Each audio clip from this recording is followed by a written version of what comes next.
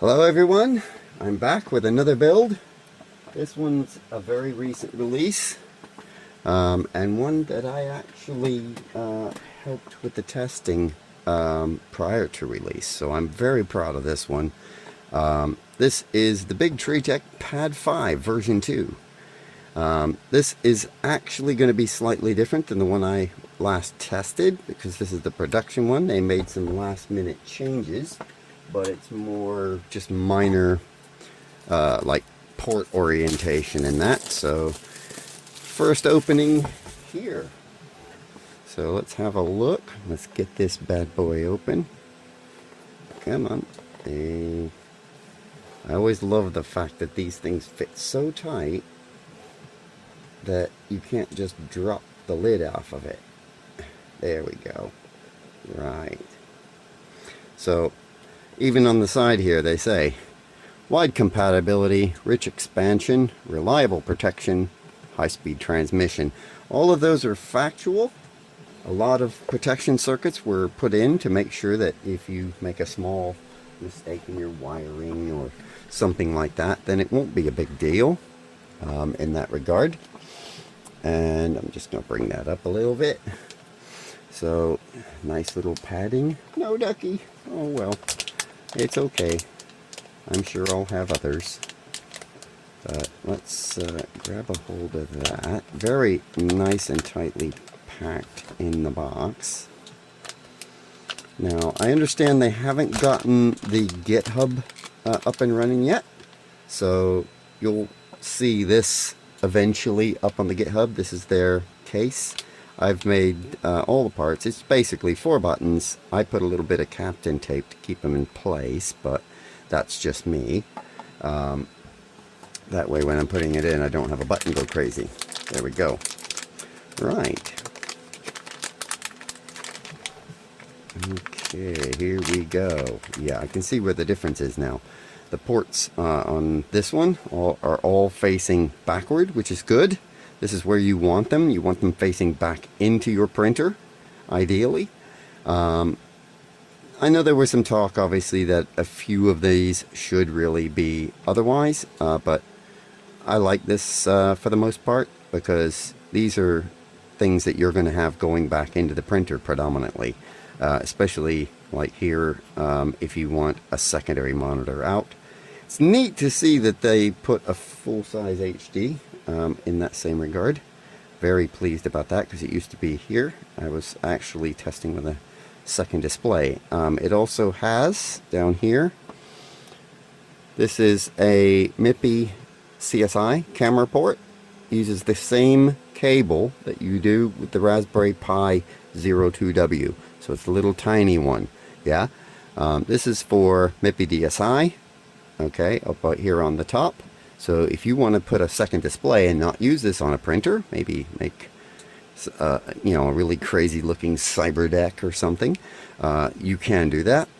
We have the typical Raspberry Pi compute module connectors. This will support the Bigtreetech CB1, which I am going to do, not in this video, but I'm going to go back and do setups, yeah, because it's time consuming mainly. It will do the CB2, which is in this box. It will do the CM4, which is in here. And it will do the CM5, which is really where this is optimal. This really takes advantage of all the ports in that regard once you do that. So going through this, I can see here that we're looking for a real-time clock battery. As you can see, there's no real anything there. So I'm surprised there wasn't a battery in here, but that could be because of it being hiding down in the bottom of here. So let's find out. So this is our USB cable. Nice quality USB-C from the looks of it. Very nice.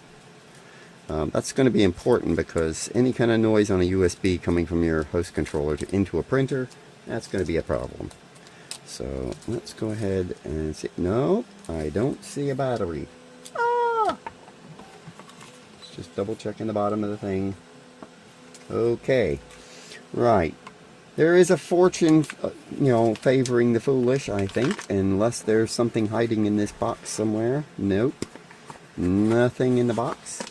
The fortunes are, like I said, I had the opportunity to do the beta testing on this, and fortunately, that one came with a battery. So I'm going to steal the real-time clock battery off of that.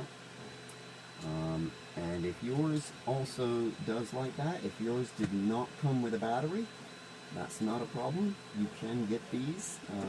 You may not be able to get them in your local shop, so you might have to go online for this. I'm just grabbing that battery and then putting the box away. Here we go. So, whoop, there we go. Right, so the battery here, and for those of you that want to zoom in, let me just turn that all around. Alright, so that's a CR1220. I think, yeah, there we go. I think you can see that now. So that's a CR1220 coin battery, 3 volts. So obviously you're going to want that in there. That keeps your real-time clock and some of your settings when you reboot the thing or when you power it down, which is useful. These, you might as well take them off. These are your mounting points, and there should be 8 of these little covers. They do this mainly, if I remember correctly, in the manufacturing process. They do this to keep solder out of the threads, because they use like a wave solder machine in some cases. Or, now obviously with surface mount, it's a little different. I'm just trying to get that one off the CM module ones. There we go. Come on. Another benefit of having fingernails. There's that one. Let's get this. Come on. Oop, come here. Now, I still have my SD card, because when I went for this one, I basically couldn't justify a Pi 5 base with a large storage. Yeah, it does support the ones that are both eMMC capable as well as SD card booting. Yeah, and just like the regular Raspberry Pi 5, and of course obviously Pi 4 and below, all the equivalents that came on Pi boards, both from Bigtreetech as well as Raspberry Pi Foundation, they literally will boot still if you don't have anything on the eMMC, because it'll look there first with the default settings, and then it will just say, oh, right, nothing there, anything on the SD? Yep, oh, here we go. Now that I've got those loose, let's get my CM5, which I'm going to do first just to show the installation. Here we go. There we are. And now mine, I bought mine off Amazon, and it came kind of like a little kit. So I also got a heatsink, and I also got an antenna, but I'm still debating on which antenna I want to use as of the moment, so I'm still up in the air on that. There's obviously some more of our little bolts and nuts, so I think I'll just leave these actually, except for those. No, actually I've got them in here, so I'm good. But I'll leave that out on the table, but the long ones I don't think I need at the moment. Okay, so with the Raspberry Pi CM modules, you'll see that there's a slight closeness of the connector to one side or the other. That's your keying. So in this case, obviously, we're going to have it where this is where the connectors are closest to, so that means that this will go this way. Yeah, so let's just go ahead and get that. That means my antenna port is up there at the top. Oops, dropped that. Come on. I am having a bad case of fumbly fingers today. There we go. That's it. Now, just evenly press that on. There we go. That is in there. Now, with that done, I've got my heatsink, and I've added a couple of extra pieces onto mine because I'm really big on cooling, especially with something like this. The Raspberry Pi 5, whether it's a CM module or otherwise, if it gets too hot, it will not like it. Yeah, so definitely want to keep it as cool as possible. Here's my item with the little pads that the only one it originally came with was the middle one, if I remember correctly. I could be wrong. The rest of them I added because I wanted to make sure that this, and that, as well as the Wi-Fi, were actually handled right. So that is my orientation. So with that, let me get out my little standoffs here. There we are. See, they also have these cute little standoffs that came with my kit. I didn't need to use those though, thankfully. But you do have to use these to mount your heatsink. And if I remember correctly, these are like 2mm thread. There we go, that's that one.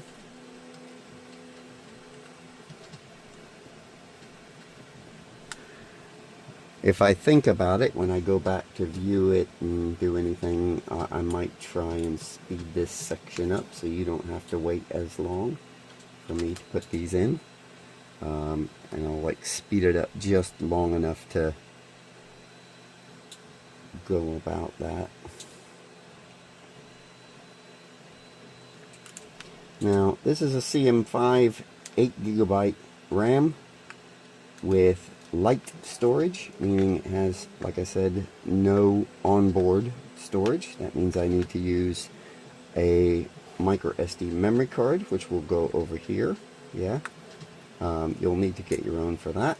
If you ended up getting one, and yes, that was Frank with his cyclone fan going off over there, if you can hear that. But anyway, if you get one, I would recommend a 32GB. And stick with the A1s as far as the speeds, because you have the like U1, A1, U1, A3 and all these. Stick with that lower one because they seem to do a little bit better as far as transfer rates and all. I'm just protecting some of the little components while I turn this because I was foolish and I didn't get any little tiny wrenches or anything like that, or sockets for something this small. So you just take your time and you can do this. If you're like that and you don't have those kind of small tools, you just need to take your time. Otherwise you will break it, and if you have a expensive version of the CM module, you're going to be upset with yourself if you break it. Just trying to install it, that is. There we go. You don't have to crank these down, by the way. Just tight enough that you can feel the tension, obviously, against that little spacer. Yeah? You don't want to overdo that, because you also don't want to strip the threads in those inserts that they have. Oops. There we go.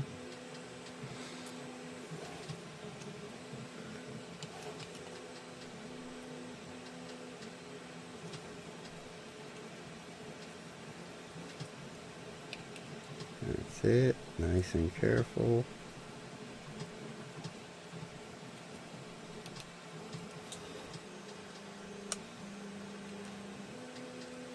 Like I said, if I hunted long enough, I probably have a small socket driver that would do this, but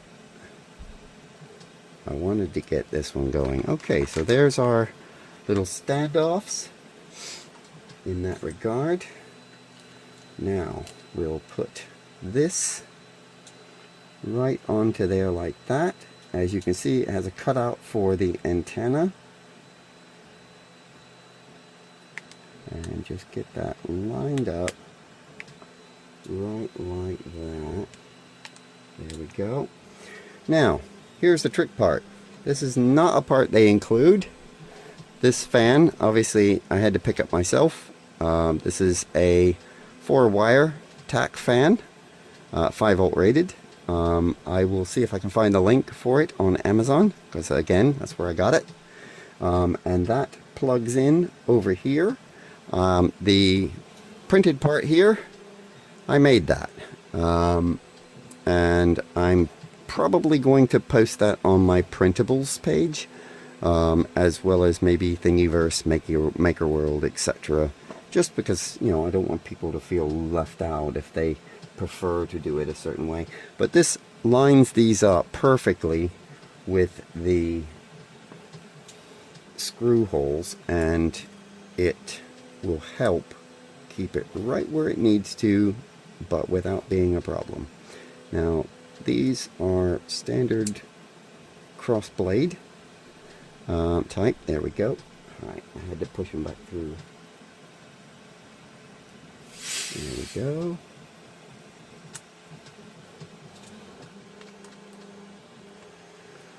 Right, that's it. And again, this is another one. Do not crank these down. Screws this small will easily strip if you overdo them. You just need to get some tension to get those little squishy pads, obviously, which are thermal conductive pads, to press against the things that get hot. Yeah? And be able to get that heat out of the chips and into the heatsink where the fan can dissipate it. Yeah? Right. There we go. That's it. Okay. Now, as for the fan, I'm just going to put that little screwdriver over there. Put this up in here. Right. That goes right there. So all you do is make sure which end of the pin. Okay, so pins go here. Like that. And that's that. And you can wire manage this if you want to. I did like that just to be nice and neat, because otherwise my head will get done in. As far as the installation is concerned, that is pretty much the gist of it. Unless you have special mounting, like I said, I don't know what they're going to be offering on the GitHub yet, because they haven't released it, other than what we had as testers previously, which, you know, that was very nice of it to do that. Thank you very much. Probably should have tightened that up a little more, but there's your laugh for today. The camera just said, "Oh dear, he's talking again too much." Anyway, so yeah, there we go. Now I can put these away in a bit. Now I can see here that they do include all of the standoffs and some additional bolts, obviously, that you can use for this. I just used the ones that came with my CM module, but you can use whatever you see fit. Yeah. Myself, I didn't need it, but there we go. Okay. Now I'm just gonna tighten this all up and put that away so I don't lose them, because this is going to become Frank's controller. Yes, that means, you know, as soon as I get this all together, get the operating system redone, because I was testing it using the Raspberry Pi desktop version. Obviously that will make a big difference. Now, This now you'll see why I put the captain tape there, because these buttons are for your controls up here. Yeah, not going to be fun if you press one of those and have the button drop out while you're just trying to get it in. But as you can see, they've done a really good job of lining up these holes, and what Frank is printing is my idea on how to sort this out. Now there we go, that's it. It was just a case of just getting it to line up just right. I might have to adjust my, yeah, it's that. So I need to adjust the bottom of my little printed part, but it's not that critical. Oh, that fits like a glove. Look at that. Yes, I know it's a crystal color, you know, but I thought, what the heck? Why not do something different? And I can at least use 4 of the bolts that they gave. They were little cap head screws. So I'm just gonna, you know, you think, why do you have magnetic tools if you don't use them, right? There we go. That picks up all those nuts and bolts that came with my CM4 kit, and there I am dropping stuff as per. Right, so put these up in here where I'm not going to lose them, but I will get out the ones here. I probably will be trying to redesign this case a little bit. I have this idea in the back of my head that I thought would be really cool, but I was also, when this arrived, I was like, oh, I've got to get this together. And then I thought, okay, so I need to go back and show the setups, obviously for the CB1, CB2, and then obviously the Raspberry Pi CM4, and you'll get to see the CM5 first because that has the most connectivity. There we go, there's our bolts, because in case you weren't looking really closely, and I don't want to spoil what they're going to have on the GitHub for the manual and all the charts and such that they do, which I'm very, very over the moon with. As you can see, we have Ethernet here, USB in, that will be our power source. It's a USB-C, yeah. So that's where you will give it appropriate Pi 5 power if you're using a CM5, or rate it accordingly if you have something less than that. You have a USB 3 port here, we have another USB 3 port here, USB 2, USB 2, here's a spot on the side for the micro SD memory card. Over here we have Ethernet, there's a reset button down in there, but you'll find that these, obviously with the CM5 you can actually power it on and off with one of the buttons, and then you have like brightness and display rotate left and right and such. But the wonderful thing that I believe the only way you get to use that is this one. I'll have to double check, but because the main focus they had us doing was the CM5, but I'm dying to try some of these others because that is a CAN bus controller port. So you could actually run this directly to your CAN bus controller port on your main board, and from there through the rest of the system, ideally. Or to maybe one of the, like the CEB, where it has a breakout for multiple CAN bus items to come off of that. So very exciting, very, very, very exciting. Now I just need to grab myself a little tool, because this is one of those, there is no tools for that. And to be fair, most people that have a printer that this would go on, you probably got a set of tools with it, so really can't complain that badly, I suppose. I mean, you could, you know, and who knows, they might do something for it, but there we go. But there's our little... Now, I need to hold under here and push that flush so that it can reach it. And that should be reaching that little port on the inside, I believe. I could be wrong, Oh, it looks like it's not long enough. So these potentially, are some of these longer and shorter? I'll bet you they are. There's me being stupid. Ho ho ho. No, I'm wrong. They're not. They're not different sizes. I'm just going to check that, because if that's the case, then that means the printed part is a little bit too thick here, because I can see the threads there, and I think these might not be long enough if that's the case. Let me just double check. Yeah, okay. So it looks like out of the ones they've given, let's just see if there's any that are taller than the others. It's no big deal if though, because I've got so many nuts and bolts, I can easily come up with that. Yep, because this is standoffs if you wanted to make it taller and put something, a bigger case, have a different kind of mount, or have it come in, you know. But yeah, it does not look as if that is going to work with those. That needs to drop a little bit. So with that in mind, that would suggest I need to get myself 4 of the M2.5s, it looks like. So I will just pause the video while I do that.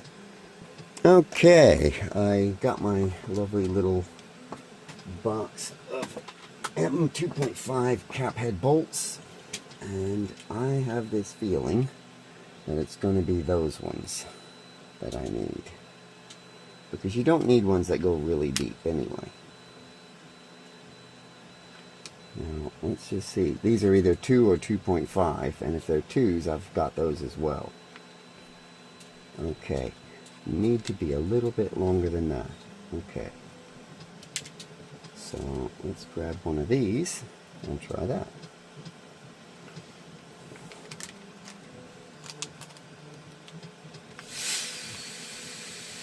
That feels a little bit better. That's it. Okay, so that is the wiener. So that is an M2.5 6mm. M2.5 6mm, you need 4 of those. So 2, 3, 4. Now I'm going to end up changing that at some point. I'm going to need slightly longer ones, but that is because of what's printing over here. And when I go to do the Frank setup in the next set of video, then we'll be able to show that. But for the moment, I want to kind of show just the basic. Here we go. Nice and tight. Now, obviously until it's in place and where I want it, I'm going to probably leave the screen protector on. I don't know how many of you do that like I do.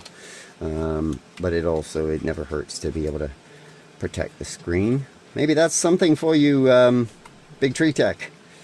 Maybe with all these touch screens, offering a compatible screen protector that works with your touch screens. I've thought about that a couple of times, and I know I haven't mentioned it, but there we are. Okay, so there's your basic installation. Now, I just need to grab something over here on the side.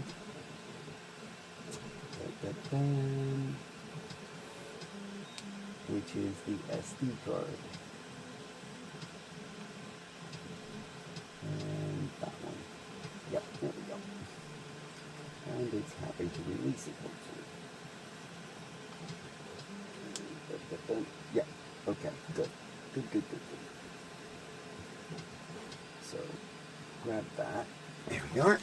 Okay, so I have a 64 gig. This is a, let me just see if we can get that up there. Oop. That did not focus very well, I saw.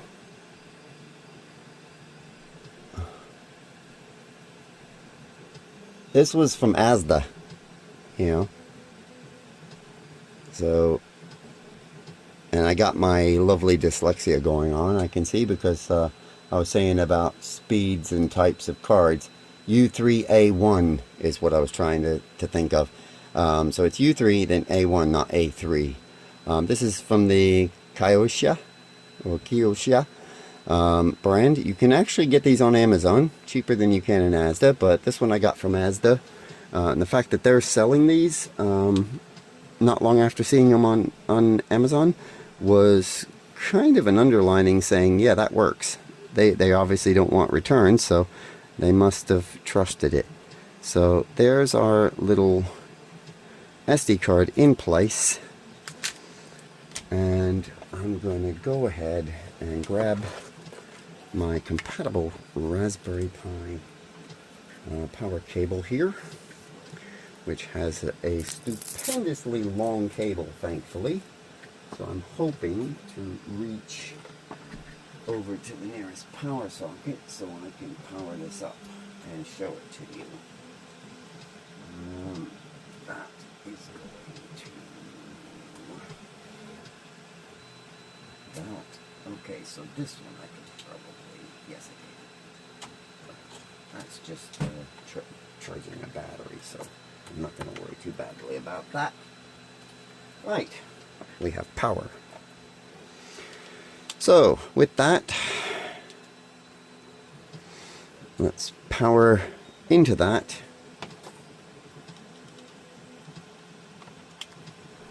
And that should... Let's see if I got that right. Oh, yep, I've got a light on the back. There it goes. Look at that baby go from an SD card. Boom. Now this is a Raspberry Pi 5, effectively.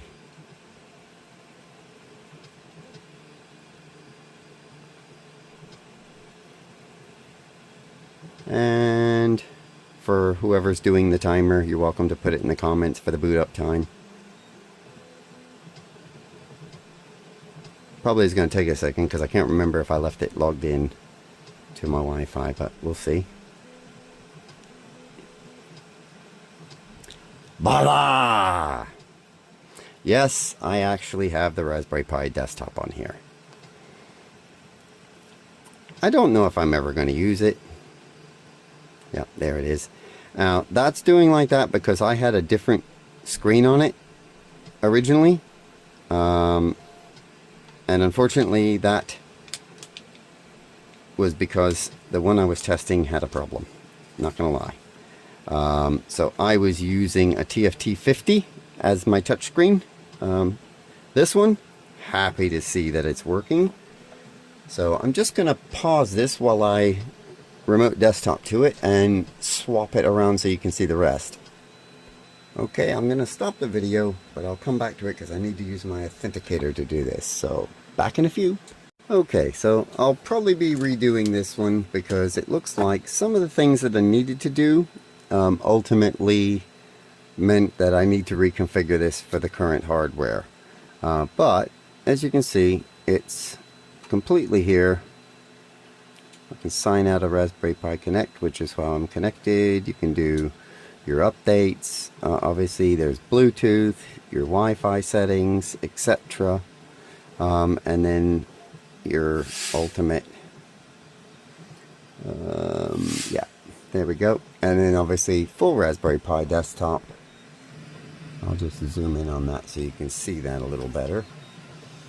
But as a clipper screen, you probably won't have that. So unless you're going to use a CM5 so that you can do some fancy stuff doing slicing right on it, which is going to take quite a bit for having a 5-inch screen, but it's not to say that it can't be done in that same regard. But yep, we have a terminal. Obviously you can do your terminal.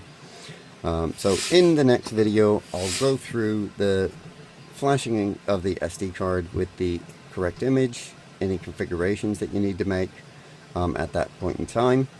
And that's pretty much it. And then of course, as I was saying, when I touch that, I can, let's see if it'll just, yeah, there we go. Just touch the button, it shuts down. Happy days, you know. So there we are. Okay, well, with that, we'll call it a day. And just to show you how that works, this particular button here is for power. So if you have the CM5 installed, it can take advantage of that. And it'll obviously bring up just shutting down. And there it goes. Full shutdown. Boom. Definitely need to go through the configurations because I'm still running the SD card that obviously was set up with the beta unit. But I'm happy to see the touchscreen working. And I could have gone crazy with this, but I'm really liking the case they came up with. It's still obviously for mounting. Might not be ideal as of yet, but I have an idea, which is printing currently, for putting this on Frank, which is going to be replacing my Pad 7, which has done Frank so well since I got it. And so I think this will be the nice upgrade that it's been desperately needing. 8 gig of RAM, plenty of ports, plenty of connectivity, and as you saw, I was running it with the Wi-Fi without even having the antenna. It was picking it up, which is pretty impressive. But obviously, I'm going to be, just so that those of you who are curious, because I noticed there was no antenna in the box. That's because they don't provide you your module. Yeah, those will usually come with something. But I'm going to use one of these, and which I'm going to be adjusting. The shorter these cables are, the better. And the fact that it's a PCB version, these are usually better tuned. And this particular antenna is good enough for 2.4 gigahertz as well as 5 gigahertz, which the CM5 does support. And if you keep this down short, you'll get a much better match with these than you do if you have a really long cable. And it'll have a much better reception as well as transmission. So that's going to end up back here somewhere. I'm guessing I'll probably be able to squeak that around that and put it right probably here on the back. Yeah? So I'll obviously follow up. Just for those that are curious though, this is the one that came with it. I'm not overly keen about that long of a wire, so that's going to get used elsewhere. For that reason that I just gave. So there you go, Bigtreetech Pad 5 V2. Initial boots with a already configured SD card running Raspberry Pi OS.